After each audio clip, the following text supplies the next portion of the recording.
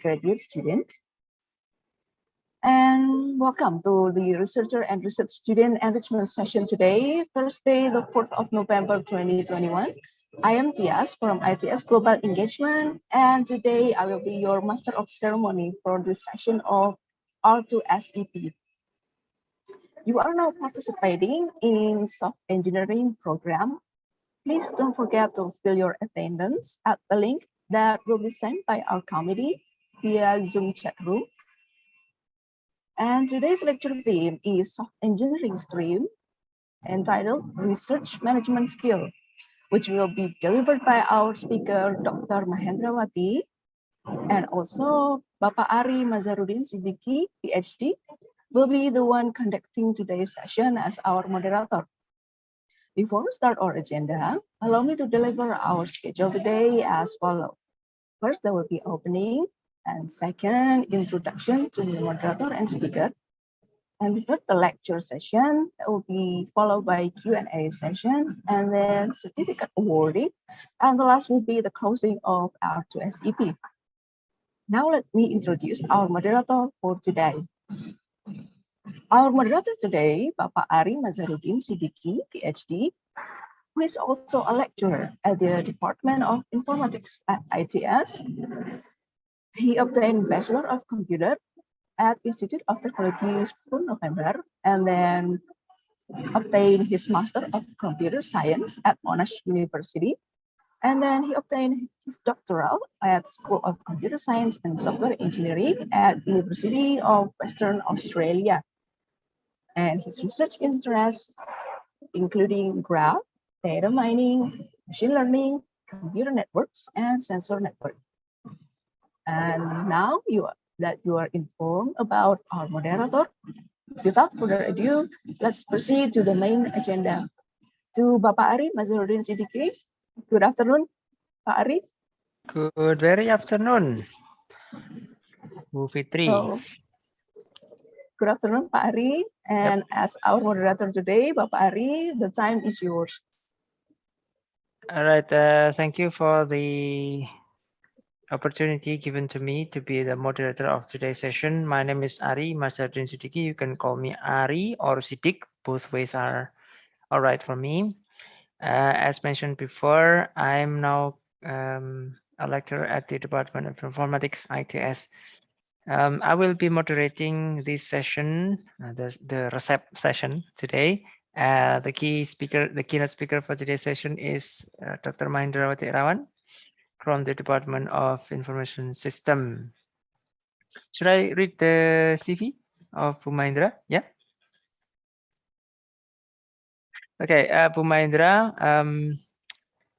she is the lecturer of the Information System Department. Her academic record and professional experience are senior lecturer and researcher at the Department of Information System, Institute Teknologi 10 November, Indonesia. Educational background, she obtained her PhD in Manufacturing Engineering and Operations Management, University of Nottingham, UK. Master degree in Operations Management and Manufacturing System, University of Nottingham, UK. And she was originally from the bachelor degree of Industrial Engineering, Institute Teknologi 10 November. If I'm mistaken, she is 4 years above me, if I'm mistaken. So yeah, her research interest is business process management, supply chain management, and also enterprise resource planning. Right, she will be delivering the topic today. Let me read through the abstract for her topic today. The abstract is, or the short description is, a postgraduate study typically requires research management skills to achieve goals effectively or according to a well-planned timeline. Students should be able to recognize various challenges and possible problems that may impede the study and research process taken by the students, and therefore should understand ways and methods to solve the issues through better research management skills. So that's the abstract or the brief description of her talk today. But it would be more interesting if we listen to the full talk from Dr. Mahendra. So without further ado, please, Dr. Mahendra, time is yours. Muted. Thank you, Pak Ari, for a very kind introduction about me. So thank you very much, everybody, for joining in. And for the committee, I'm very grateful and honored to be here.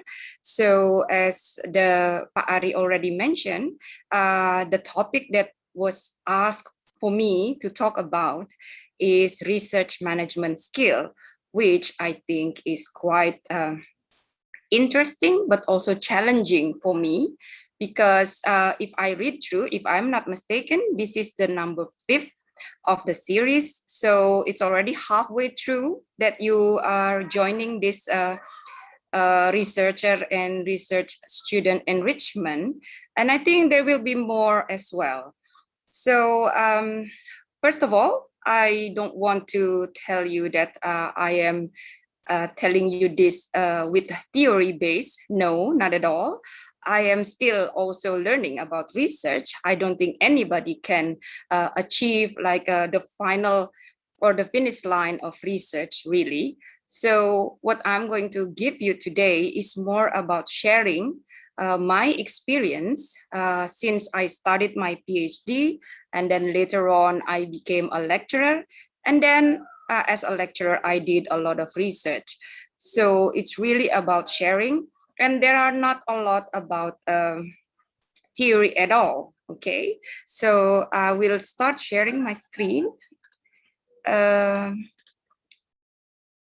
So as you can see here, I will start first with research. The essential about research. I know the attendees in this R2SEP are quite diverse. There are undergraduate student, maybe, I don't know, or postgraduate student and doctoral student.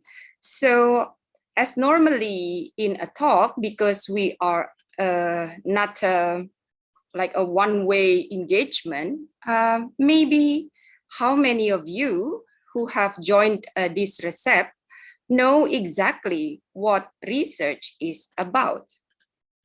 If you could raise your hand, that would be great. How many of you think you know what research is? Maybe after following R2SEP, maybe after you did your research in master degree and now you're continuing into PhD degree. Anybody know what research is? Well, by the silence and nobody is raising their hands, I can tell that maybe it is something that you think you are doing, but you never really actually spend the time of thinking, what is research all about? So before I carry on with research management skills, so research management skills, there are 3 different things here. I will try to use the only theory that I will use now. That is, I mean, if you hear about research, then most of you think that research is one thing, but I will use the definition from, because I am from information systems department, obviously the literature that I will use is the one from information systems. So this book, I will strongly encourage you to try to find. If you're really serious about research, go ahead and have a read. It's a really good one. It says, I mean, all of you can think that research is basically simply gathering knowledge about specific subject of interest. So perhaps you are thinking of buying a new car and you're thinking, which car should I buy? Then you go ahead and find information, browsing, visiting, interviewing people. Then it is also about research. Yeah, people developing software, new game like Angry Bird, things like that. They might call themselves doing research. But actually, a research that can give you a degree of PhD is actually a scholarly activity. So not any type of collecting data and information can be called research as scholarly activity.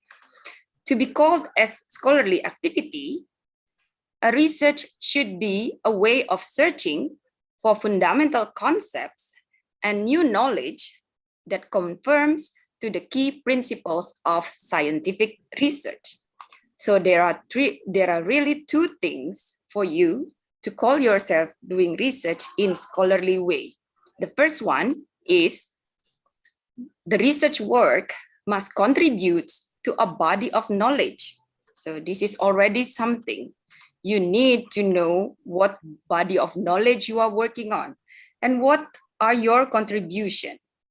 Secondly, you should also think that the research work confirms to the scientific method. This is the difference between research and fiction. In fiction, you have a question, you want to reach an answer, you can go ahead and use your imagination to go and find the answer. But in research, you have to use a scientific method. So all of you who think that you are doing research, really now, even if you're just starting, really think, do you know the body of knowledge that you are working on, the scope of your research, and also how you will get there to gain your novelty. Yeah, to get there, you should use a scientific method. So this is the difference between just research and research as scholarly activity. Now, do you think research is easy? I don't think so. Even there are many people who will think that research is actually very difficult. I will start with a joke that circulates around the time that I was doing my PhD, but I found it again when I prepare for this talk. So I hope that all of you know this movie, The Lord of the Rings, hopefully. If not, then I will also recommend you to watch it.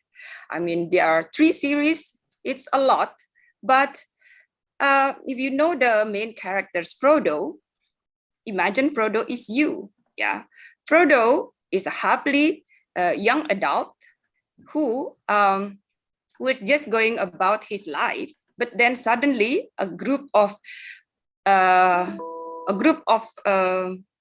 friends, older friends, convince him that he should come along for a ride. But Frodo doesn't really know, have no idea that where he's going to be and why he's going to do that. His advisor disappear halfway through. Hopefully none of your supervisor will disappear, but that is actually what happened in the movie. And a key collaborator betrays him, his friends move on, and he is constantly followed by someone trying to scoop his project. Various people help and encourage him, but he can't escape oppressive weight and growing control of the one project, one ring that has over him. And finally, he is physically and emotionally wrecked. So if any of you feeling the same, then yes, that is research. But more on a more serious note, none of you, I'm sure, realize by now that research is a linear process. It's not very, you start somewhere, you go along in a straight line, and then you reach the end line feeling very, happy. Hopefully you reach the end line happy, but normally research, as Professor Recker said in his book, research is messy, it goes back and forth. Sometimes you feel that you are in a good note, yeah, you speed up, but sometimes you slow down, and sometimes you reach dead end, and you must change direction. Progress in research is not steady, nor is it always fully transparent. None of you start your research already knowing what is going to happen or where you will end up to be and what is the result. If those are your feelings when you start your research, I don't think that's research, because you need to find something new when you are doing your research. So if you are feeling you are in the middle of this maze, then you are not alone.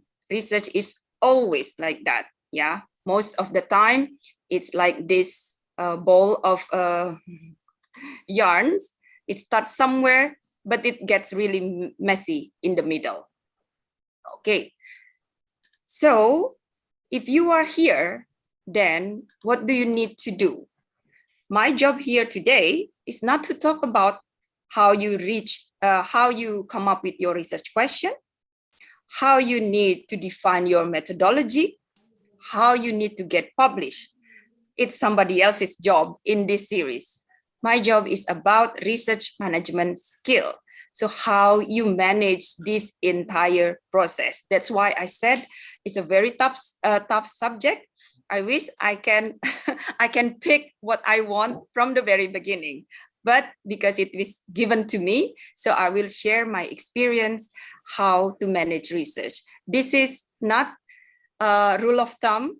Really, this is my experience looking back to how I did my own journey. And in the end, until now, it is still something that I'm trying to do.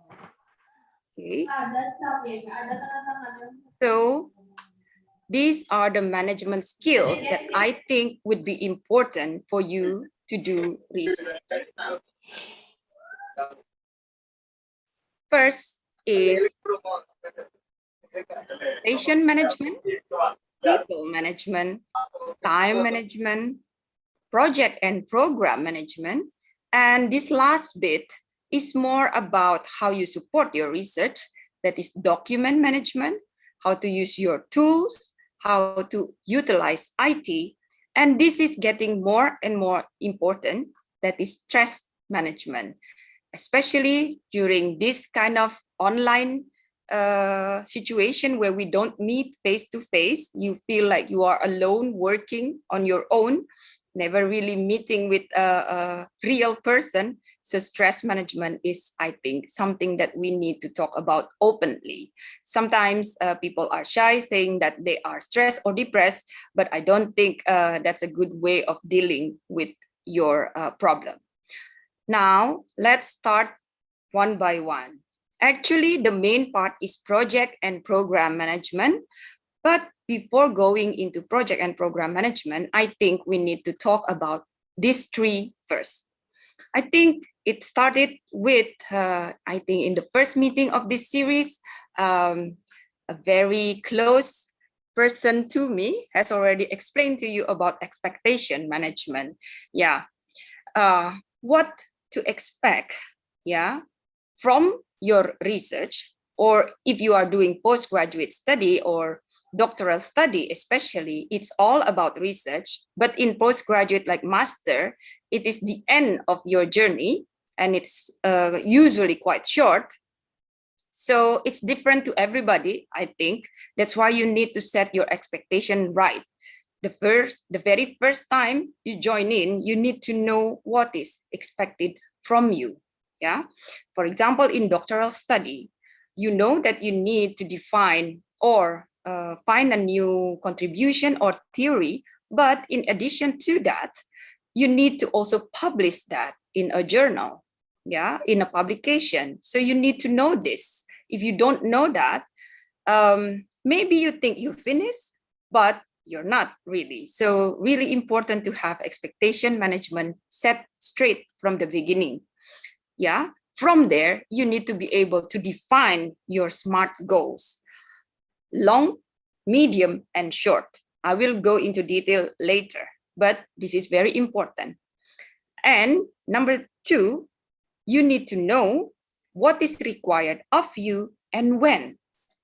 Yeah, management is always about planning and executing. So if you don't plan, then probably you will end up somewhere that you never expected to be. So really, what is expected of you? If you are a master student, then you need to produce a thesis. How long is it?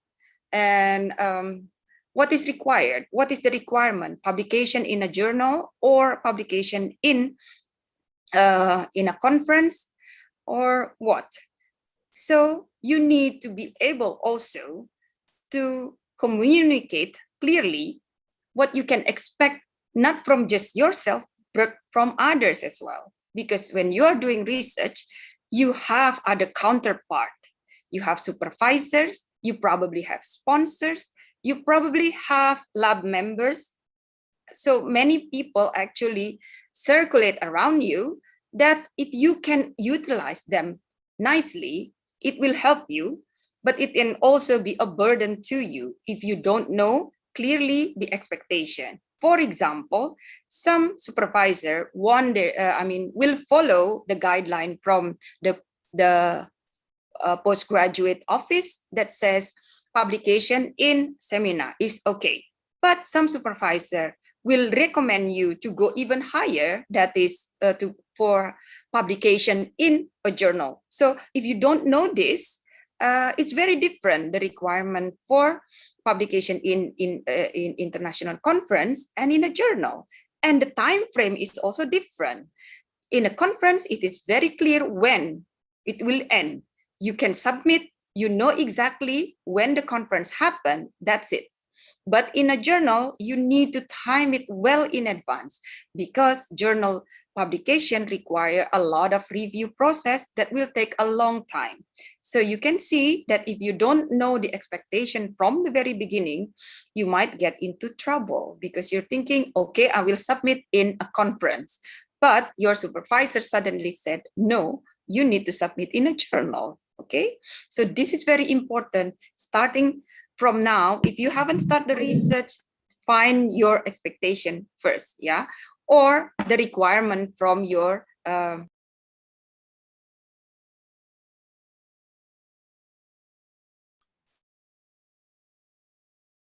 sorry, am I muted? No. Okay. No, you're not muted. All right.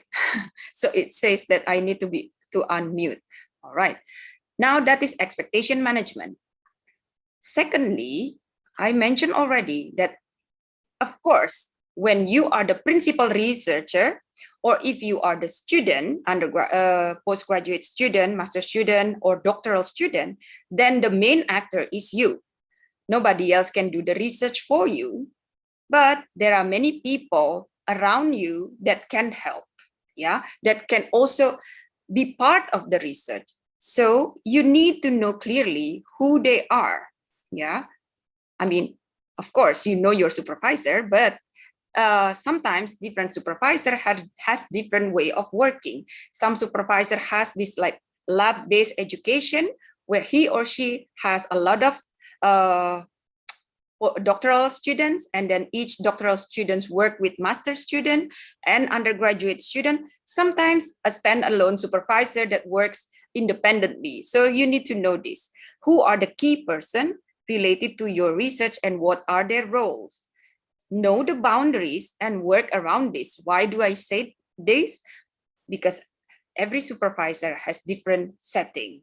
Some supervisor can work every day, even in over the weekend. Yeah, doesn't mind if you contact them directly via WhatsApp, via email.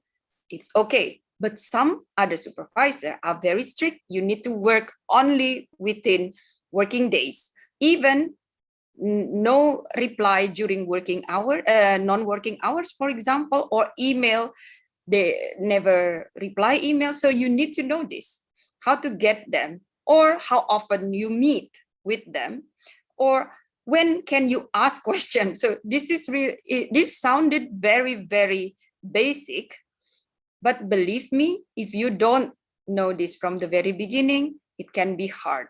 When I was starting my PhD study, nobody is telling me that I should be doing this. I should know exactly this kind of thing. Yeah. So I learned by doing, only thinking, oh, my supervisor is in. Can I come in? So very, very basic ideas like that. Then now when I work with many other supervisors or professors from different countries, it really differ. Yeah. Some supervisors are very open. You can knock on their door anytime, but some are very strict. So this is another important point. Yeah. Another thing is these days, it's not like when it used to be when I was doing my PhD. I only know my supervisor and his students. But these days, you can go around and search about the topic that you are doing, and you can learn not only from your supervisor, but from other professors as well, or other doctoral students out there. Believe me, don't be afraid of reaching out. For example, you read a paper and you find that this paper is very interesting, but you don't know what to do with the findings, or you want to know more, reach out and expand your network. Believe me, it will be worth it, because then you are not only working on your own, but you also tapping into more extensive knowledge that are already there. Okay. But of course, to be able to do that, you need to nurture the skills of communication. Yeah. It's not like you are selling something and sending cold emails, like people selling something, buy this, without really, basically, I will say it is content writing. Yeah. You need to know how to write good emails. Yeah. Interesting emails, respectful, that the professor or doctoral students or others that you reach out will reply to you. Okay, that's the second one. So about people, yeah, you know your expectation, you know who are involved. Now the third one. So these are the people that I identified could be very important to you. Yeah, your supervisor. I said S here because in doctoral study, you sometimes have more than one supervisor. This can be a good thing, but can be also a challenging thing.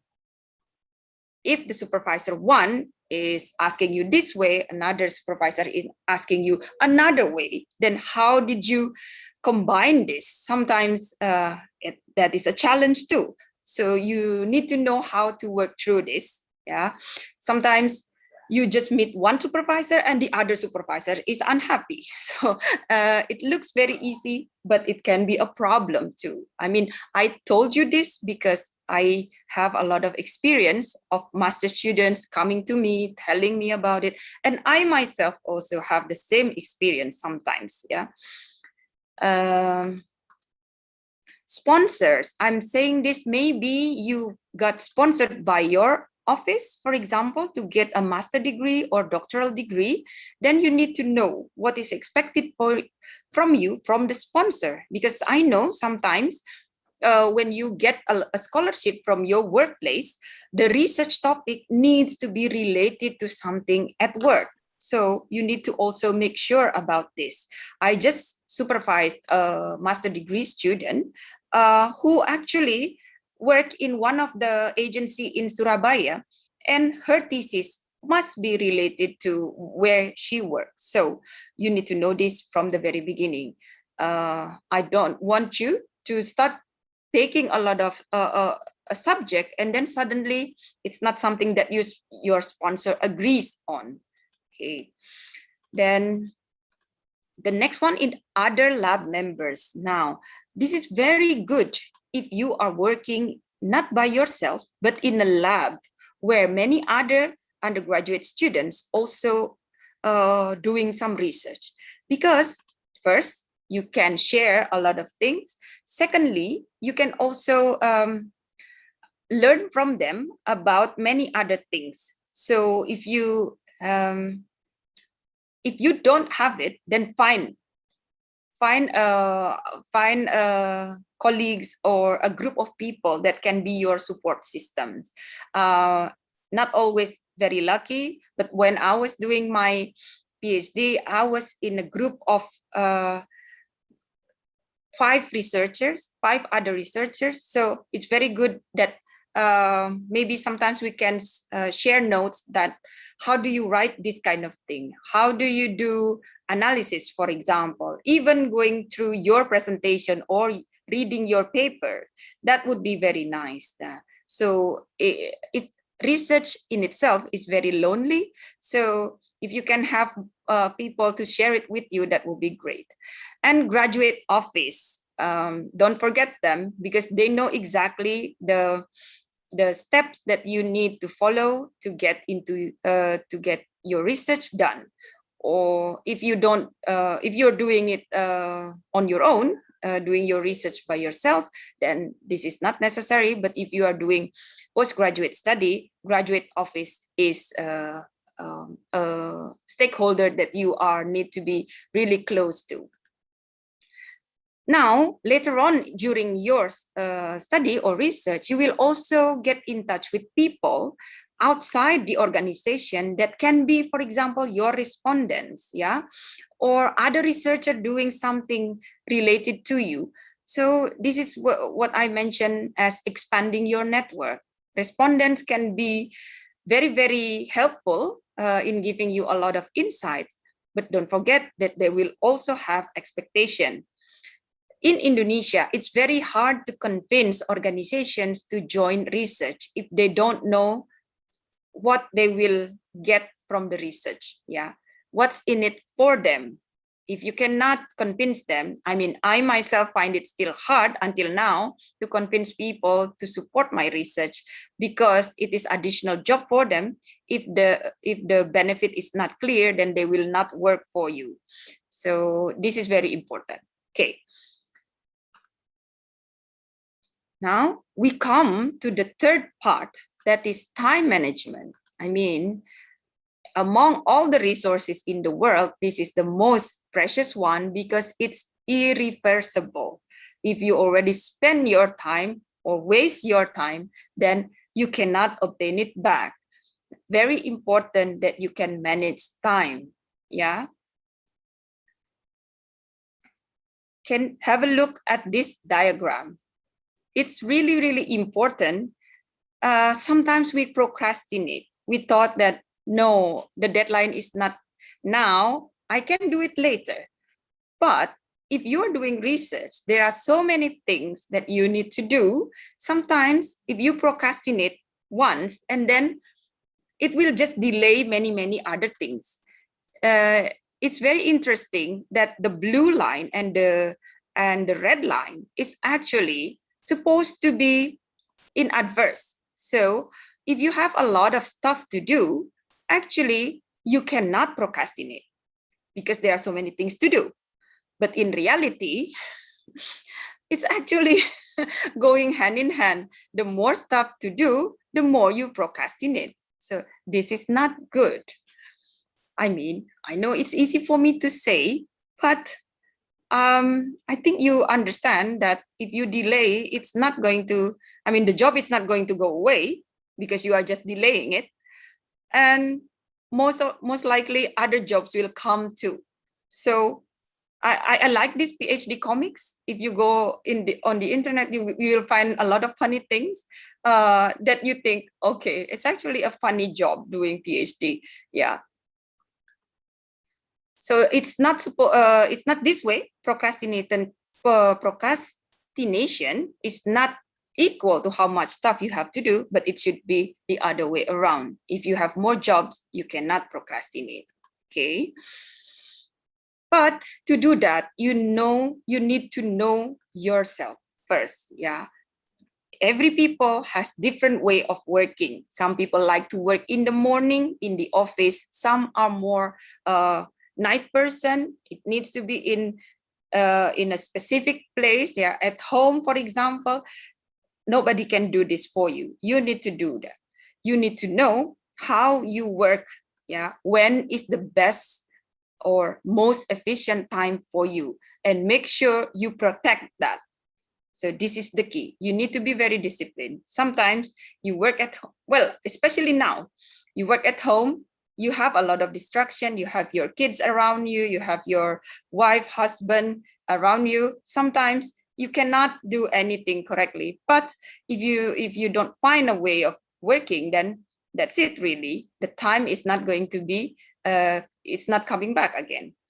I like this quote from Naval Ravikant that says, it's actually very true. So when you are working, you need to work like a lion, not grazing around like cow. If you see cow, it's like the whole day it's just grazing on the grass. It's very slow, the process. That's why it takes forever.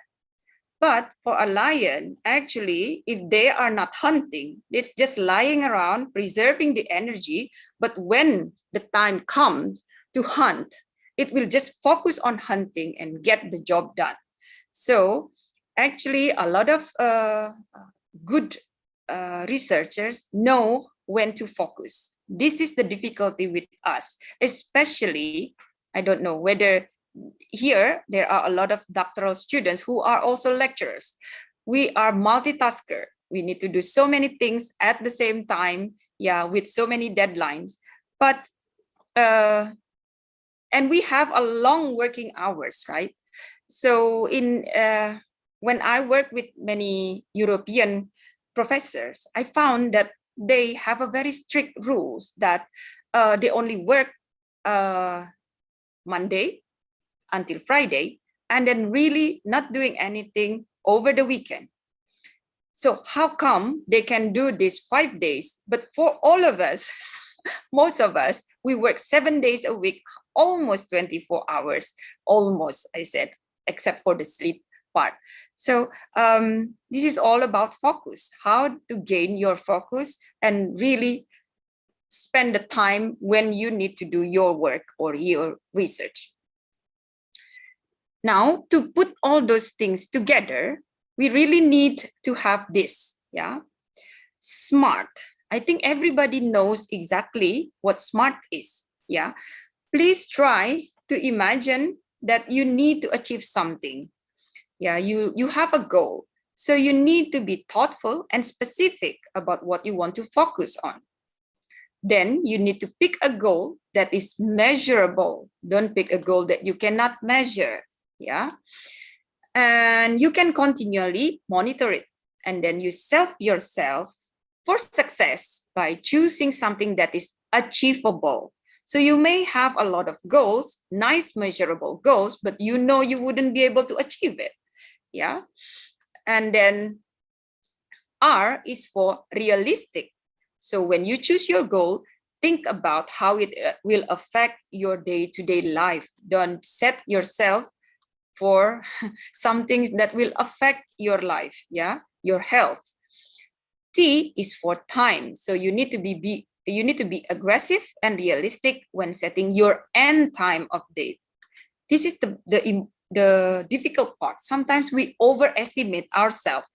How long do you need to do the analysis? I can do it in 1 week.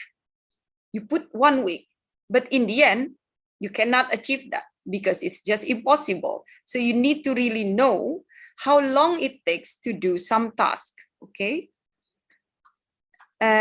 So time is really something that you need to consider. Try to write this. I, write your name, will do something by when. Do that and then frame it into this kind of thing. For example, what do you want to achieve this week? For example, write an abstract for a conference. And then you need to explain exactly what you want to accomplish.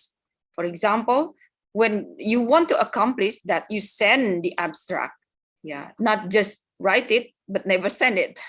And then how will you be able to measure the progress? Exactly, it's very easy. If you want to write an abstract for a conference, then it has to be sent. Is this attainable this week? Now, this is where the people management play a part. Sometimes you need approval from your supervisor, but you don't know when he or she is available. So you need, if she will be away during the week that you need to submit it, then you need to do that before. Yeah, very easy again, but this is a simple reminder that everything needs to be planned. Is it realistic? Yes. You said we have all the materials, so it's realistic. When do you want to accomplish? For example, the 5th of November. If you have this habit of jotting down everything, then it's going to be very easy to manage things. But I know people are not into planning. I will go to that later. So later, for each of this, yeah, this is just an exercise, but you need to do that for all process. So for example, that's why I said planning need to be long, medium, and short term. Yeah, for example, your goal is proposal. When do you want it to be finished? First conference paper, when? Journal paper, when? Another journal paper, when? And then get the PhD. You need to be very courageous to say when you will finish your PhD. I know a lot of students, especially Indonesian, we are we tend to be shy, or you don't want to overcommit. Sometimes you think, I don't want to say it because I might not achieve it. But if you don't say it, then you will not know your goal exactly when, okay? Now, when we have all of that, you are ready to create or use this knowledge about time, people management, and expectation to create project and program management. I don't know, probably the students from civil engineering is taking the hard engineering, not here, but I'm sure all of you have encountered this about project and program management, how to manage a project and how to manage a program of projects. Yeah. So for example, program is when you combine every project that you have into a single thing. For example, your program is publication. Then define each for this program, what are the projects? For example, project 1 is you are writing for a conference paper, and you need to define clearly what is the step for each one, and then who are the key person will involve, timeline, and deliverables. Okay. So I will ask you, I don't know how many of you actually like to plan. I don't think everybody like planning. Sometimes when I tell students, why don't you plan everything? And then they said, well, ma'am, life is about enjoying. You don't need to plan everything. Just enjoy it, because there are so many uncertainty. There is some truth in that, but I like this from Turner. There is Turner write a book about Handbook of Project Management, Leading Strategic Change in Organization. Turner said, there are those who says there is no point doing any planning because we cannot predict the future. So you might as well just knife and fork, just go along with it through the project. But he said, if you fail to plan, then plan to fail. If you don't plan, then normally you will end up failing. And another good quote is that we never seem to have time to plan our projects, but we always have time to do them twice. This is really, we don't plan because we think, it's just a waste of time. But because we don't plan it, it goes wrong, then we need to redo everything all over again. So really, I will encourage you not to go into very detailed nitty-gritty of planning, yeah, not you to write a very specific Gantt chart, but at least have a big picture of what you want to achieve when, what are the deliverables. Because remember that this is not just your work, you are involving somebody else. If you don't plan it, sometimes you don't know that your supervisor will be away just a week before the submission of the journal, for example. Then everything will go out of the window because you don't know this. So plan is needed as a framework to coordinate activities and the use of, because this is project management, okay, then probably it goes a lot with materials and money, but I still encourage that this is a good thing. But plan is always wrong. So even though we make plan, if something happens, we must be ready and willing to change it as the project progress.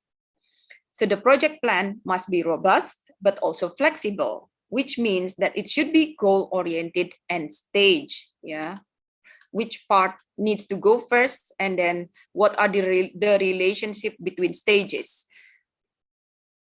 So this is the 5 functions of project management. This is for organization, but I'm sure you can accommodate or customize it for your own purpose. Yeah. So first, you need to scope. Yeah. What are the work entails in the project itself? Then you need the resources. Who will be involved? If it's just you and your supervisor, there are only 2 people then. Then in order to deliver the desired benefit, you need to have a certain level of performance, what is expected, yeah, the quality, how much budget you have during your research, and how much time. So the cost, this is sometimes something that we don't really talk about. Research is not free. Your time is not free. So you need to really also calculate the budget. The longer you are doing the research, then the more costly it becomes. And then time also. You need to manage for several reasons, okay? So you need to be able to have this. Sorry. Now, that's the main part, really, where about research management skill. It's all about the combination of expectation, people, time, then combine everything into project and program management. Would like to share just a few brief things. I think I'm running out of time, but document management. So I am a very messy person. I download something, I forgot to rename it, I put it somewhere, then later when I try to find it, I couldn't. So please make sure that you have your own system to do the document management, especially in doctoral study. By the end of your study, you probably have hundreds of papers that you have read and that you cited for your paper. So make sure that you have that arranged. Yeah. Also your data. Yeah.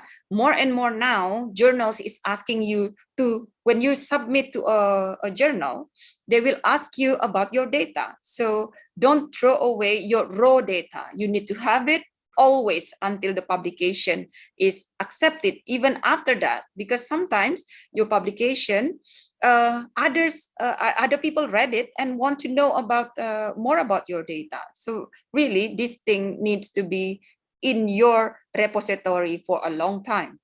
And if you do experiments, then make sure every experiment that you are doing is noted carefully, yeah, and you can access it whenever you need to. Reference management system, I'm sure all of you already know this. You can have it for free. For example, in Word, you have EndNote, and then you can use Zotero or Mendeley, anything that will help. I am a very lazy person. I never use Mendeley. I type everything one by one, but it's just time consuming. Yeah. Try to spend your time. You need to allow yourself to get used to this kind of software. It will help you. It will be worth it. Okay. Then tools. Yeah. Make sure that you have the correct tools for data analysis, and make sure that it is not something that is illegal. Remember that when you publish your paper, your name will appear, and then the type of software that and tools that you are using will be printed as well. So you need to, if it's something that you need to pay, then pay for it.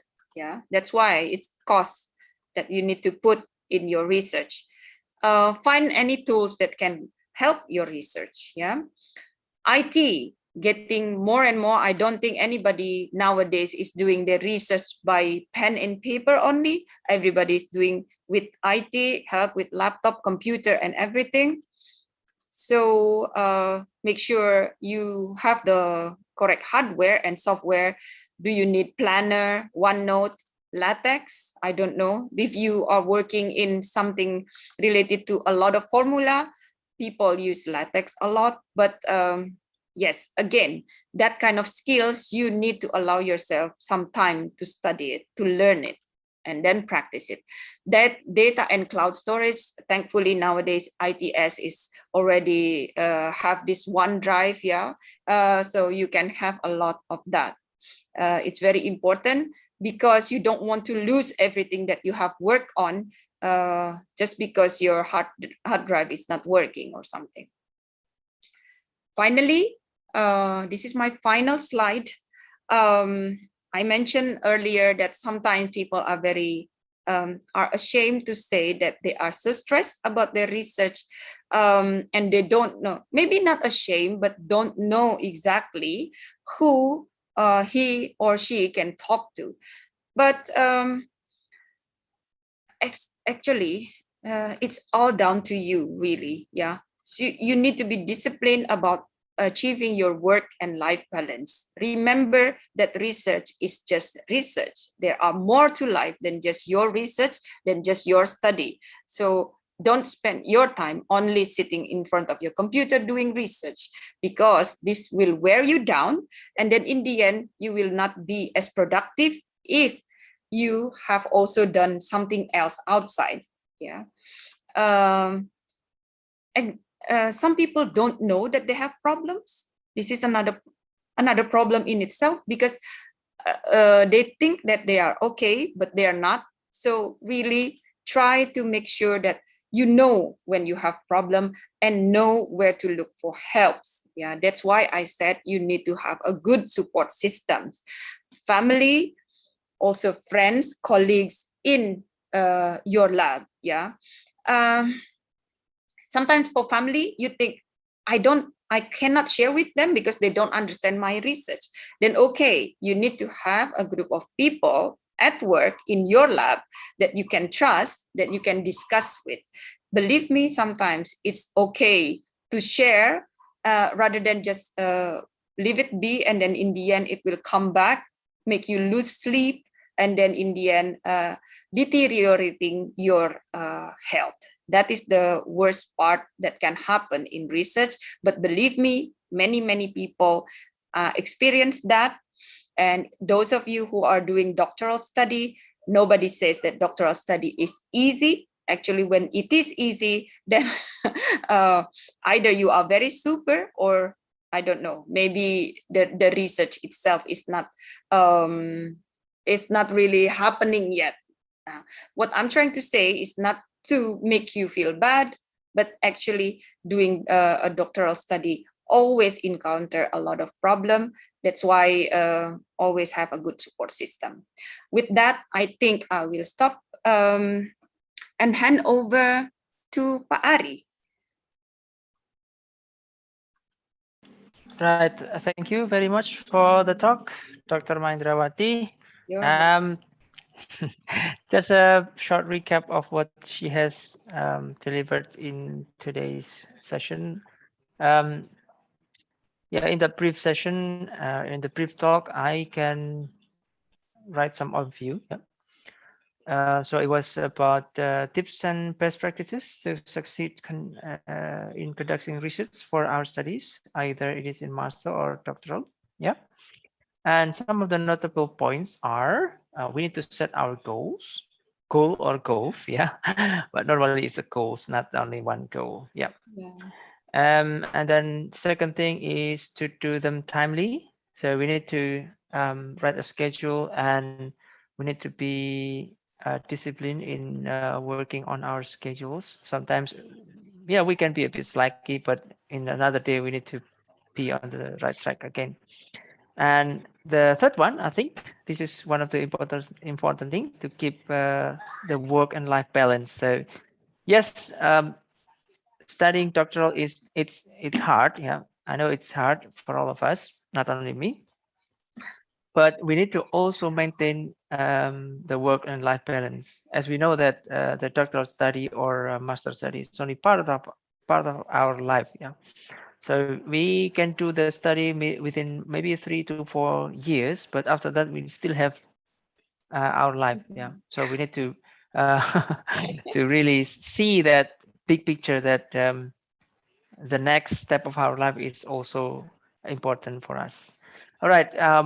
Now I'm going to read some questions from Mahendra. Okay. First is from Pak Nisfu Asrul Sani. Oh, Yeah. he's testing, not asking question. He is actually asking something. Okay. So the question is about the novelty of a research. So how do we know that our research is contains what do you call Novel. it? Yeah, sufficient novelty to be said that is sufficient for doctoral level, for example. Yeah. So yeah, let us read the question one by one. Should we? Can we do it like one and then I answer, because otherwise I forgot? Yeah. Okay, that's what I mean. So that's the question, the first question. So you can Hello, Pak Nisfu, where answer are you? the question. Okay, He's this is around. actually He's around. a tough question, but I'm trying to answer. First, to know your novelty, you need to know others. So in area that you are working on, you need to know what others have done. So you need first to position yourself, what is the subject area, and then you dive into that subject area, learn about what others have done, and see what haven't been done. So this is about reading the literature. Yeah. The research question may come from a real case, and then you need to check if others have done something. Then if you cannot find it, then that is the starting point of the novelty. If others haven't done something with that, whether that novelty is enough for doctoral study, that will depend on the supervisor as well. I mean, that's why you need to have a very good supervisor that knows the subject, that can say to you, no, that's not enough. You need to have it this way. Yeah, I think that is the main thing, really. Sometimes I think we sometimes feel that you have to, in doctoral study, like it's a rocket science. You need to have something that is so massive, but rarely these days we found this theory of relativity or gravity or things like that happening, because there are so many others have done it as well. So novelty is, I can say that if you found some niche that nobody has answered, then that's novelty. It can be either the subject that hasn't, the question that hasn't been addressed, or the methodology that you are using, or the combination of both. So I think, Pak Sony, I will encourage you first to understand the subject area, and then read around, and then from there you start. But the main thing is starting, I think. So don't always feel pressure that I don't have novelty. You wouldn't know unless you try. Go, Pak Sony. Sure. Any response from Pak Sony? We can discuss privately later. Because you guys in the same department. All right. Okay, now we can move to the second question. It is from Mas RP Moro. This Yeah. is also my former student. Oh, really? Okay, how interesting. Okay, there are three questions actually. Oh The my first God, question. three. Okay. Yeah. Okay, but yeah. Okay, let's see the questions. First question Maybe I is. can ask. You want to read your questions? Yeah. Yeah. Okay, sure. Go ahead. Yeah. Hello, Miss Mahendrawati. Hello, I have RD. I have two simple question. Just yes or no, maybe, Okay. ma'am, and one normal question that not only yes or no. For one is, can we have supervisor from another department? For example, with Miss Mahendrawati. Oh, Or, this is a proposal oh yeah. in. Oh, I don't know the answer because it Yeah. it depends on the department itself. Oh. I don't know, Pak Ari. Is it possible? Do you know? Oh, it is possible, Bu Mahendra. Okay. Sometimes, yeah, it is possible to do so. For for master degree? Yeah, master degree, yes, we can do that. For Okay. undergraduate, master, and PhD, I think it works. All right. Then it is in ITS, possible. Yeah. Okay, It's possible. so it's a yes. Yes. So It's second a- question is still connected, still correlated. What Mhm. if I need expertise for medical? That means I need supervisor from like UNER. Yes. In that case, yes. It's called expert. Yeah, domain expert. Then yes. I can just go find someone from UNER No, like that. no. You need to discuss with your supervisor whether your Yeah. supervisor will allow you to have a domain expert. Then he or she will advise you and on how to approach the potential supervisor. Yeah. It's you need to be very careful because as I mentioned, a lot of thing about research is really about chemistry. How you get along with your supervisor and how the supervisor can get along with the team. Yeah. So I'm not saying that somebody from outside is bad. No, your supervisor need to know the way of working with the potential supervisor. Can they work together? That's the main thing, RB. So please communicate first with your own supervisor and ask for their advice how you can get the domain expert, because sometimes people prefer to give you only feedback without being supervisor. Yeah, they provide the time, for example, only as expert without being a supervisor, just give you maybe, I don't know, their time for how many hours or so, rather than being a real supervisor. Remember, being a real supervisor needs commitment. Not everybody will be committed. Okay, RP? Yeah, maybe extra question because I already did try to learn from someone from another university in Surabaya, and it correlated with my idea for my thesis, and I feel like what should I do to like feedback or my thank you? I feel like You feel embarrassed that that you I can are only say thank you. obligated to repay the Yeah, repay, how person to who repay. already. Yeah. Oh, there are many things that you can do. That's why this is called expectation management. You need to discuss it from the very beginning when you ask for advice, what he or she prefer to get out of it. Some people are naturally very, very open that they don't want anything. They just like to share. Yeah. Secondly, there are people probably who would like to get publication together. Then in that case, you can write paper together without he or she being your supervisor, can appear as your co-author in the journal. That's another thing. But the main thing is really to discuss carefully, of course, not like, what do you want from me? Not something like that, but this is how I said content writing, yeah, how to frame your questions, how you approach this. And I think later you need to ask it before. Yeah. Yeah, I forgot to ask that before. I just realized that afterwards. Now it's already done. Yeah. Yeah. But it's okay. You can still ask them. What can you do for them? Anything that you can contribute back for them. Okay. Thank you, Ms. Mahendra. All the right. third question, I feel embarrassed to ask about it because it's about procrastination. So I don't know. Maybe too many questions, so maybe for another participants. Okay, yeah. I might not be able to answer anyway because I still do it, but less probably. Okay. We are too procrastinating things. Yeah. Yeah, as Pak Ari said, Uh, we have good days, we have bad days. Yeah, yeah. especially yeah. women. I mean, everybody knows that we have this problem sometimes.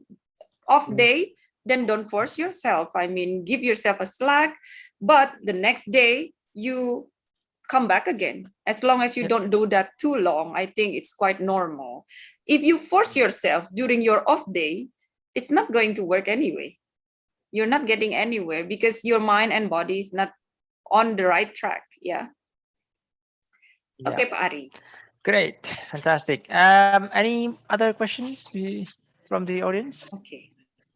Or we shall move to the. Greetings. Yep. Who is this? Muhammad Dafa. Okay. Are you gonna ask question directly? Muhammad By Dafa? voice, I think. Yeah. Sure. Go ahead. I would like to ask about, so I have a thesis idea, but I'm not sure how to make sure the thesis to, I'm a master degree student, Okay. first and foremost. So as a master degree student, I'm actually quite at a loss to differentiate. This is related to project plan and the goal-oriented part. Mhm. How can I determine that my project has proper goals when I'm not even sure what is the key objective of the research? For example, I want to research this, but I'm not even sure if this is even fitting as a master research. There's always that, like, since during bachelor, I'm not sure the difference between bachelor and master. I'm at a loss on their difference. I can compare between a bachelor or a master. When compared with doctoral, I can figure that, doctoral research is something like this, around this line. But when we are talking about master degree research, I'm usually at a loss. So with that, I cannot determine my project plans. Okay. And Get it. yeah, I kind of screw everything. Sorry. I'm not even. Dafa, where are you accept my from? goal. I mean, your department. Where are you I from? think he's from the Electrical electrical engineering. department. Yeah. Ah, Electrical okay. engineering. Yep. Is that your question? Because, Uh, or do you still yeah. want to elaborate further? I think that's pretty much my question. Okay. I should have noted it so I don't get myself mixed up. Yeah, I think that's it. This is quite similar to what Pak Sony asked. Okay. But, Oh yeah. you know, I will share with you why you are confused. I think here in Indonesia, we have 4 years for bachelor degree, 2 years for master degree, another 3 to 4 for a PhD degree. If you compare that with the US, for example, Europe, for example, they only have 3 years for bachelor degree, yeah, and then they have 2 years for master degree. So your confusion between bachelor and master, it can be because during your bachelor degree project, you are already doing something quite advanced. I don't know. Yes. Maybe you are already, researching the literature, trying to find something new, and then create your, that's already research. Yeah. But in reality, actually, in the bachelor degree, you are not required to have novelty.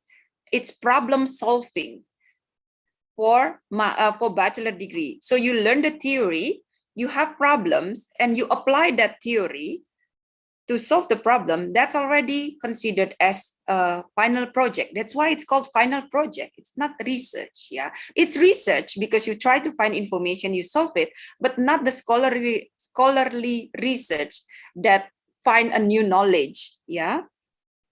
Now, how do you know that your master degree already differ than your bachelor degree? Because I don't know your subject, I will give you a normative way of looking at whether your novelty is there yet.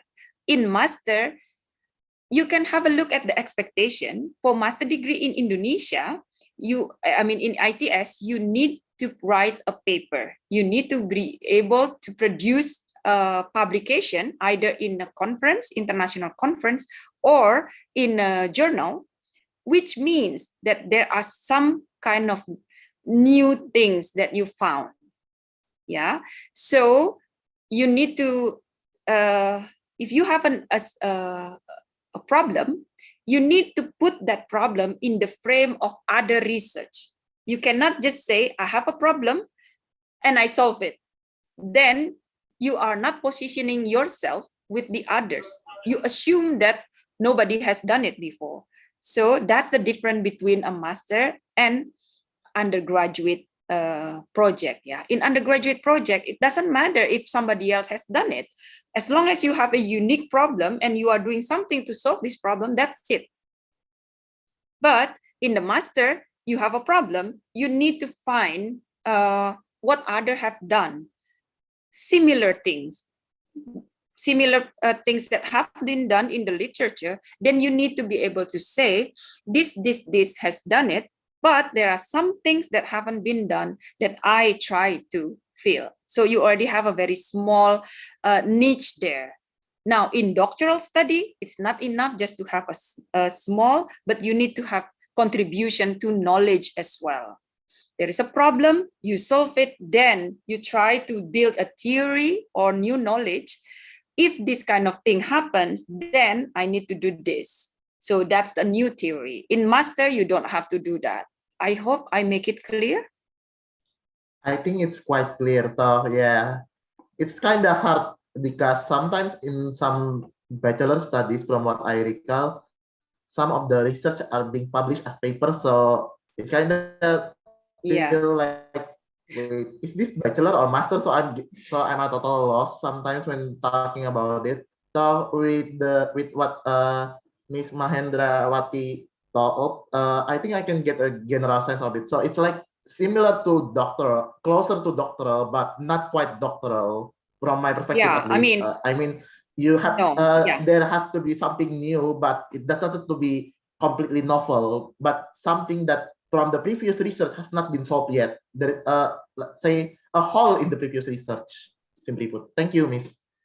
Yes, ma'am, I guess, yeah. Don't forget, you need to discuss it with your supervisor. I will be quite sure that your supervisor will know this is enough for master. Yeah, that's why I said it's very good, important in any research. You have a good relationship with your supervisor. He or she, I mean, I don't know your research area, but your supervisor should. So they should know, no, this is too little, add more. Yeah. Understood.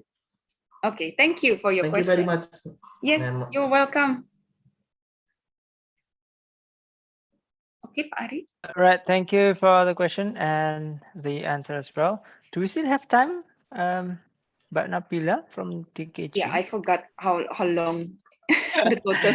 In the invitation, it was from 3:30 to 5:30. But do we need to use all of the time allocated for this session or not? Can you? Am I too quick? I thought that I have 1 hour to cover. So the question and answer is 1 hour? So I don't know. Normally I do this for 1.5 hours. I invited some guest lecturers also. It's only like 1.5 hours. So from TKG, do we need to continue until 5:30 or we can stop anytime if we are finished?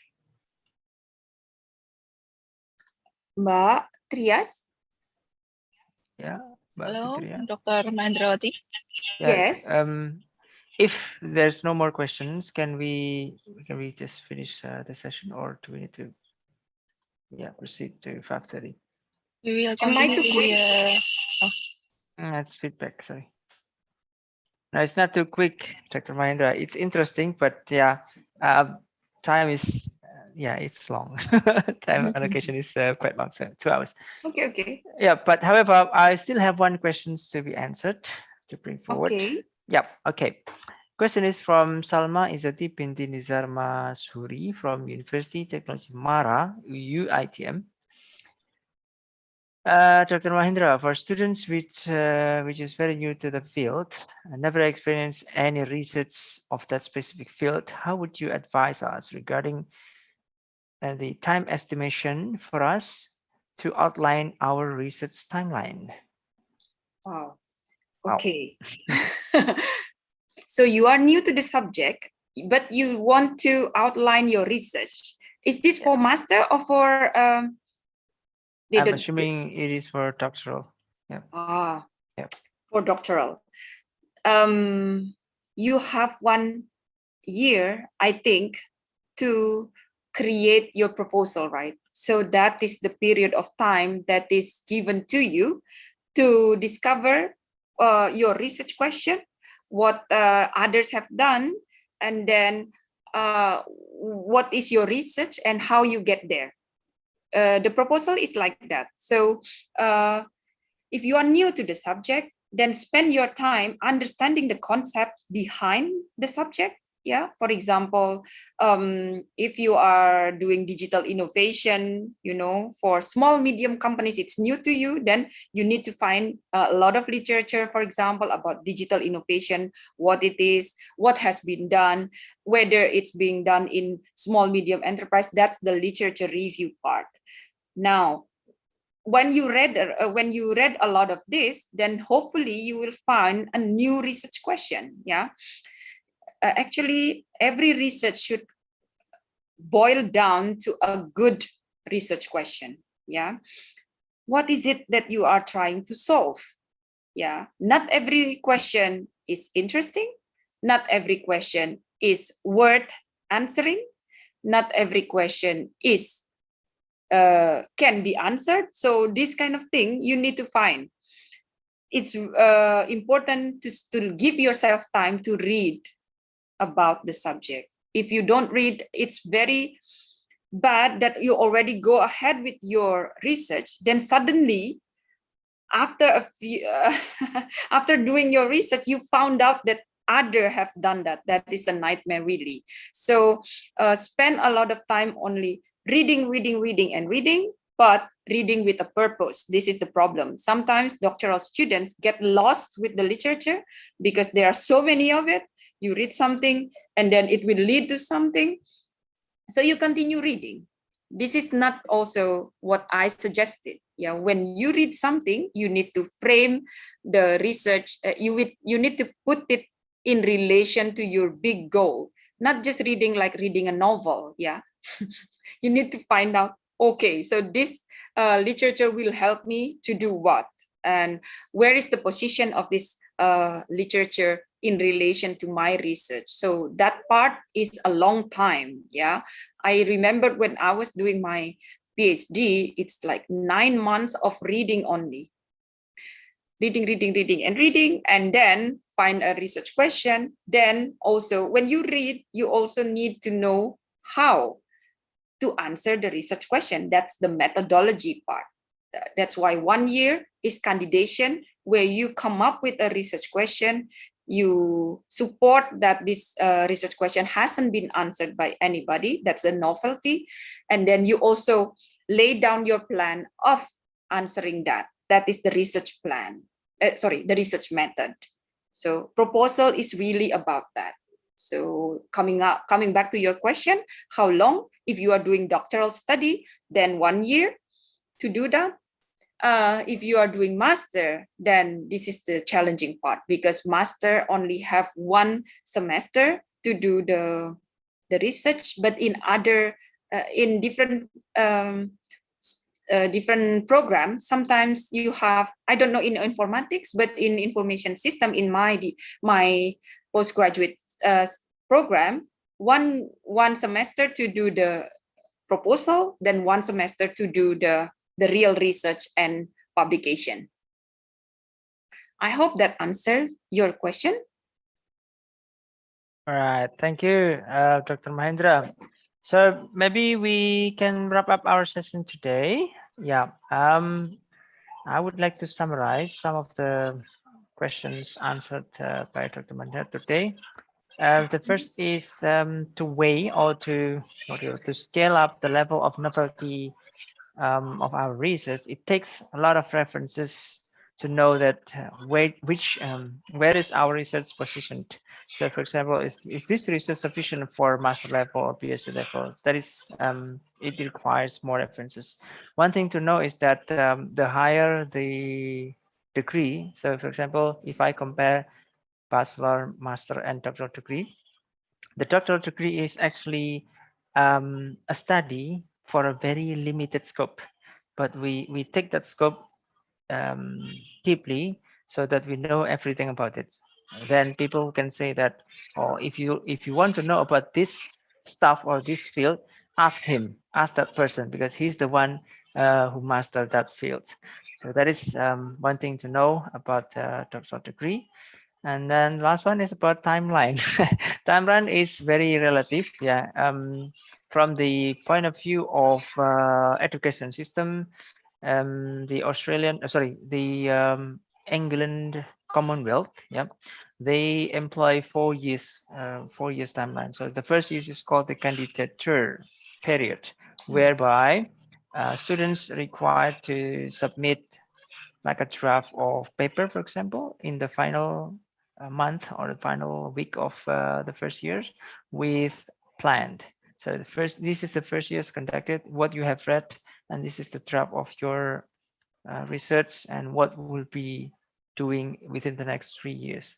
So 4 years, but in the US, I think it's much longer than the United Kingdom and the Commonwealth system.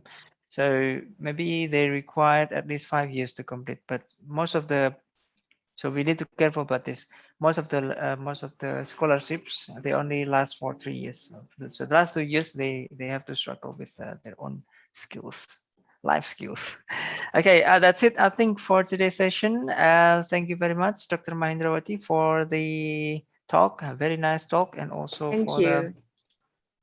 for the materials that have been delivered to us. Let me return the session to the Master of Ceremony. Please, Thank you, Pak Ari. And thank you very much for Dr. Mahendrawati for the excellent lecture and Q&A session today. Thank you. And thank you for Bapak Ari also for moderating this amazing session. And please give applause to our speaker and moderator by using the Zoom reaction feature for today's amazing session. You're welcome. And then, and then we would like to present a certificate awarding for our honorable speaker and moderator. Oh, thank you.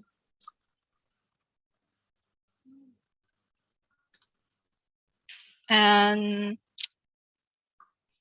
I would like to, oh, there it is. And this is the certificate presented for Dr. Mahendrawati. Oh, thank you. Thank you very much.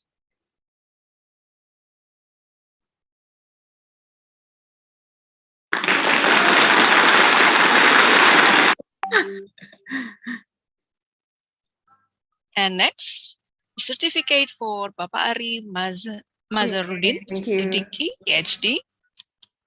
Thank you, Pak Ari. No worries.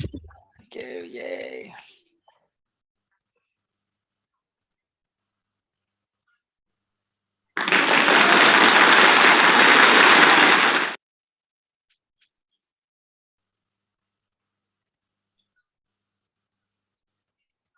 Okay, and once again, thank you very much to our speaker and moderator for your availability on today's session.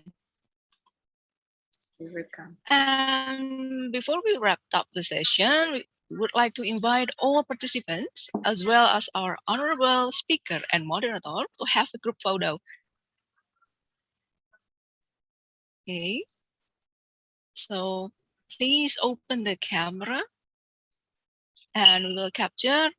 I will count 1, 2, 3. Okay, again. 1, 2, 3. Okay, next one. 1, 2, 3. Okay.